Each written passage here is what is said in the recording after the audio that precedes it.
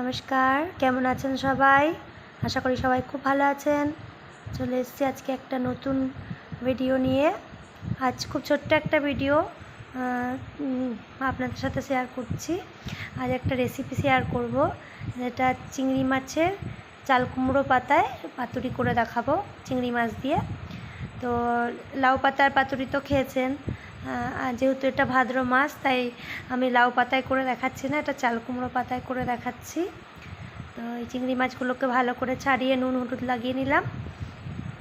আর এখানে একটা সর্ষে, পোস্ত আর নারকেল দিয়ে বেটে রেখেছি, আর দুটো কাঁচা লঙ্কাও দিয়েছি। আর বাটার সময় অবশ্যই একটু নুন চিনি দিয়ে নেবেন, তাহলে তিতো লাগবে না। আর আমি চিনিটা দিইনি বাটার সময়, এই জন্য পরে অ্যাড করলাম। আর সামান্য কাঁচা তেল দিয়ে চিংড়ি মাছটাকে ভালো করে ম্যারিনেশন করে নিচ্ছি। এরপর ওই চাল কুমড়ো পাতাগুলোকে ভালো করে বেছে জল দিয়ে বেশ কয়েকবার ধুয়েছি, তারপরে একটু উষ্ণ গরম জলেও পাতাগুলো আমি ধুয়ে নিয়েছি, যাতে পোকা টোকা না থাকে। তো দেখো, দুটো করে চাল কুমড়ো পাতাটার মধ্যে দুটো করে চিংড়ি মাছ আর একটু করে গ্রেভি দিয়ে বেশ এরকম করে মুড়ে নিচ্ছি। অনেকে সুতো দিয়েও বেঁধে করে, তো আমি সুতো দিয়ে বাঁধছি না ঝামেলার জন্য। আমি জাস্ট দেখো কীভাবে করে নিচ্ছি, এভাবেই করে নিতে পারবে তোমরাও।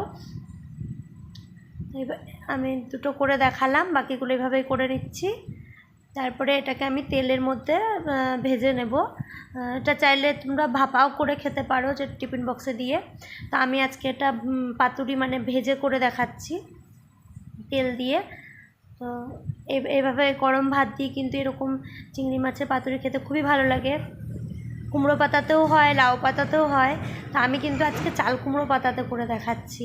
এটা চাল কুমড়ো পাতাতে করলে না বেশ চাল কুমড়ো পাতার একটা অন্যরকম গন্ধ আসে। আশা করি ভালো লাগবে, আপনারা এভাবে করে খেয়ে দেখবেন।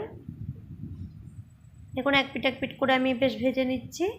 হ্যাঁ, আর এটা গরম গরম ভাতের সাথে খুবই ভালো লাগবে, মানে পাতাটাও ভাতের সাথে মেখে খেতে পারবেন। দেখুন কত সুন্দর হয়েছে। এখানে আমি 5টা করে নিয়েছি, আর বাকিগুলো আমি করে নেব। তা কেমন লাগলো অবশ্যই জানাবেন।